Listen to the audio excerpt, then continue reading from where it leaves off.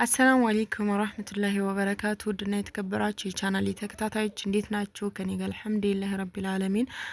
እንግዲህ ስለ ዱባይ የጠየቃችሁኝን ጥያቄ ልመልስላችሁ ነው የመጣሁት። ከዚህ በፊት የለቀቁት ቪዲዮ ነበረ ባሌ የሚሰራበት ካምፓኒ ያው ሰራተኛ ተፈልጎ ነበርና የዛኔ ቪዲዮውን ስሰራ ማለት ነው።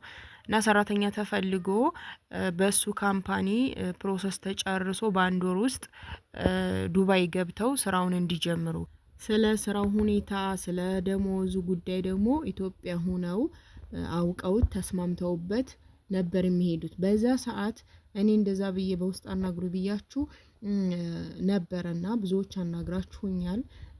ከነዛ መሀልም የሄዱት ጥቂቶች ናቸው ማለት ነው። እና እኔ የዛን ሰዓት ኮሜንት ላይ በጣም ብዙ እየጻፋችሁ ነበረ፣ ይሄ ነገር ትክክል አይደለም፣ እንዴት ስራ ይገኛል፣ ብዙ ወንድሞቻችን ሂደው ዱባይ ላይ በጣም እየተሰቃዩ ነው እያላችሁ አላመናችሁኝም ነበር እንዲያውም ማለት ነው።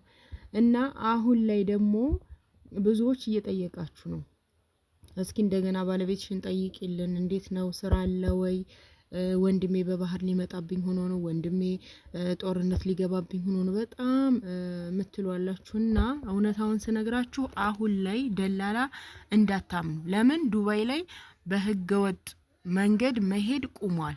አይደለም ህገወጥ ህጋዊ ሆኖ ራሱ ይሄ ለጊዜው የተሰራ ቪዛ ላይ በጣም ትኩረት እየተደረገ ስለሆነ አንድ ፎርጅድ ነገር ከተገኘ ከኤርፖርት ነው የሚመለሰው እና እየተመለሰ ነው ደግሞ ብዙ ወንድሞች ተመልሰዋል።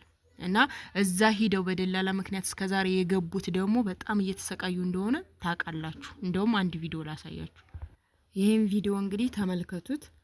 በጣም በሚያሳዝን ሁኔታ ወንድሞች ሂደው እዛ ስራ አጥተው የወሰዳቸው ደላላ እንደዚህ ስራ ስለሌለ በያሉበት ብዙ ተቀምጠው ያሉ ወንድሞቻችን አሉ። ስራ አግኝተውም ደግሞ ስራ አልተመቻቸው ሆኖ በረሃ ላይ ብዙ ጥለዋቸው እየተገኙ ብዙ ወንድሞችን አይታችኋልና እንደዚህ አይነት ነገር አለ። በጣም ከብዷል። አሁን ሰዓት ላይ ዝም ብላችሁ በቃ ዱባይ ይሄዳል ይወስድልኛል ወንድሜን ብላችሁ ደላላ እያመናችሁ አትላኩ። እኔ ከዚህ በፊት የለቀኩት እርግጠኛ ስለሆንኩኝ ስራውን በባለቤቴ በኩል መጥቶ ስለነበረ ለዛ ነው ቪዲዮን ሰርቼ የነበረው ማለት ነው እንጂ ዝም ብላችሁ ደላላ እስኪ ዱባይ አስገባዋለሁ ብሎኛልና ዱባይ ወንድሜ መሄድ ስላለበት በቃ ከዛ አገር ከሳውዲ ሆና አንዲት እህቴ ብር ለደላላ አስገብታ ግን ወንድሟ ከሄደ በኋላ ስራ አጥቶ እየተንከራተተ እንዴት ነው እስኪ የሚያርፍበት ቦታ እንኳን የምታውቂው ካለሽ አመቻችልኝ እና ለእህቶችም ደግሞ ንገሪ። እንደዚህ በደላላ ምክንያት እየሄዱ ወንድሞቻችን እዛ እንኳን ብንሆን ዱባይ ላይ እንኳን ብንሆን ለነሱ ምግብና ለነሱ የሚጣለሉበት ቦታ ብር እየላክን እናመቻችላቸው ነበር እዛው ብንሆን። ልጅቷ ጠለብነኛለች ሳውዲ ላይ ማለት ነው። እና ገንዘብ አስተላልፉልኝ ለማለት ወደ ዱባይ በጣም ተቸጋግራለች እና በእንደዚህ አይነት ውስጥ ሁኔታ ውስጥ ነው ያለችው አሁን በጣም እየተጨናነቀች ማለት ነው። እና እንደዚህ አይነት ሁኔታ እንዳይገጥማችሁ አሁንም ተረጋግታችሁ አስቡበት። በጣም ብዙ 400 ሺህ ብር 450 ሺህ ብር እየተከፈለ ቪዛው ሜዳ ላይ እየወደቀ ያለ ምንም ስራ የሚገቡበት ሀታ የሚያርፉበት ቤት አጥተው ያሉ ወንድሞች አሉ። እና በውስጥ ከሚያናግሩኝ እህቶች የተነሳ ማለት ነው እንደዚህ ብለሽ ለእህቶቻችን ምክር ስጪ። በቃ ደላላ አትመኑ። አይደለም ማታቁት ደላላ ማለት ነው ወላሂ ነው የምላችሁ የሀገራችሁ ልጅ ቢሆን ራሱ አሁን ላይ ደላላ ወደ ሀገሩ ተመልሶ ስለማይገባ በቃ ሁሉም ብር የሚያገኝበትን መንገድ ብቻ ነው የሚያመቻቸው እንጂ እንደዚህ የሀገር ልጅ ነን እኮ ዘመድ ነን እኮ መልሼ አገሬ ገባለሁ ምናምን የሚባል ነገር የለም። በቃ ያንን አያስቡ። የሚያስቡት ብሩ እጃቸው እስከሚገባ ድረስ ያለውን ነገር ነው የሚያመቻቹት። እና ራሳችሁን ጠብቁ፣ ተጠንቀቁ። ገንዘብ ለማንም አታስገቡ። ፕሮሰስ ጀምርለታለሁ፣ ፓስፖርቱን ያውጣ፣ ይሄን ያህል ብር መክፈል አለብሽ፣ የቅድመ ክፍያ እንደዚህ ነው፣ የቪዛው ማሰሪያ እየተባሉ እህቶች እየተበሉ ነው። ምንም አሁን ታውቃላችሁ ዱባይ ላይ ቁሟል። የተከፈተ የለም። ጠይቂና ባለቤትሽን ጠይቂና ንገሪን የምትሉ ልጆች ምንም አይነት የሚካሄድ ነገር የለም፣ የተከፈተ ነገር የለም። ወንድሞች እየገቡ አይደለም ወደ ዱባይ ተዘግቷል። በቃ ሙሉ በሙሉ በቃ በህጋዊ መንገድ ያሰራ ልጅ እዚህ እኔ ጎረቤቴ ተመልሷል። በባለፈው ህጋዊ ነው የያዘው። የሚገርማችሁ በኢንፎልመንት ቪዛ ነው የተሰራለት፣ ግን ፎርጂድ ነገር አለው ተብሎ ነው የተመለሰው። እና እንደዚህ አይነት ነገሮች በጣም ከባድ ናቸውና ጭራሽ ዱባይ ጥንቃቄ ያስፈልጋል። ዝም ብላችሁ ደላላ ነግራችሁ ብር አትላኩ። ወንድሜ በቃ ጭንቀት ላይ ነው ያለውና በባህር ሊመጣብኝ ነውና ብላችሁ ወይም ጦርነት ውስጥ ሊገባብኝ ነውና ብላችሁ ገና እሱን ለማዳን ብላችሁ ችግር ውስጥ አትክተቱ ራሳችሁን።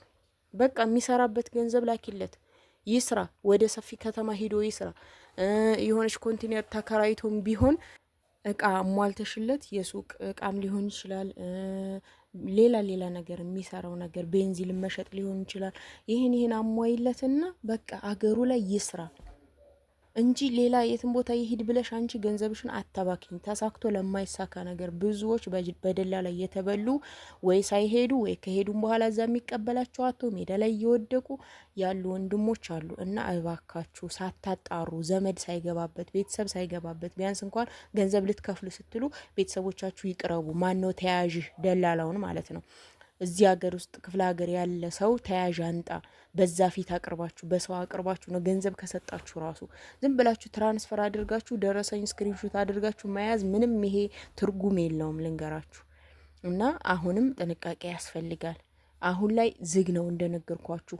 ሀታ በቪዚት ቪዛ መሄድ ራሱ ማለት ነው እዚህ ሀገር ትኬት የቆረጣችሁበት ለምትመለሱበት ትኬት የቆረጣችሁበት ያ ሁሉ ወረቀት ተይዞ እዛ ሂዳችሁ የምታርፉበት ሆቴል እስከ ሎኬሽኑ እስከ ምኑ በቃ ሆቴል ሂዳችሁ የምትቀመጡበት ቦታ ያ ሁሉ መረጃ ላይ ገብቶ በወረቀት ከተያዘ በኋላ ነው ወደ 3000 ድርሃም ይሁን ወደ 3000 ዶላር አካባቢ በኪሳችሁ ይዛችሁ ልክ ልትዝናኑ እንደሆነ ታስቦ ሁሉም ነገር ኦሪጂናል ሆኖ ተሰርቶ ነው ወደ ዱባይ መግባት የምትችሉት።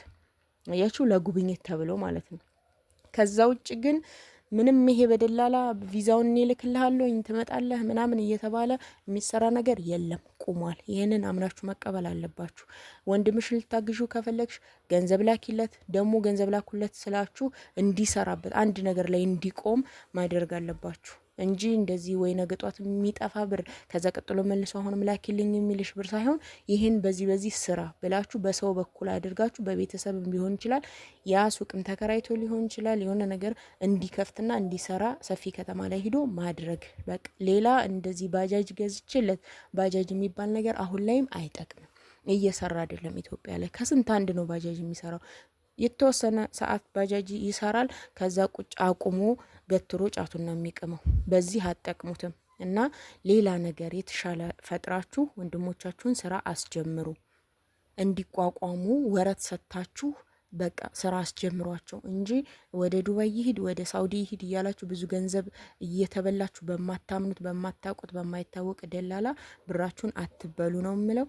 ለዛሬ ያለኝ ቪዲዮ እንግዲህ ይህን ይመስላል። ሀሳባት አስተያየታችሁን ኮሜንት ላይ አስቀምጡልኝ። ቪዲዮውን ላይክ፣ ሼር፣ ሰብስክራይብ ማድረጋችሁን አትርሱ። በቀጣይ ተመልሼ እስከምመጣ አላህ ሰላማችሁን ያብዛው። አሰላሙ አለይኩም ወራህመቱላሂ ወበረካቱ።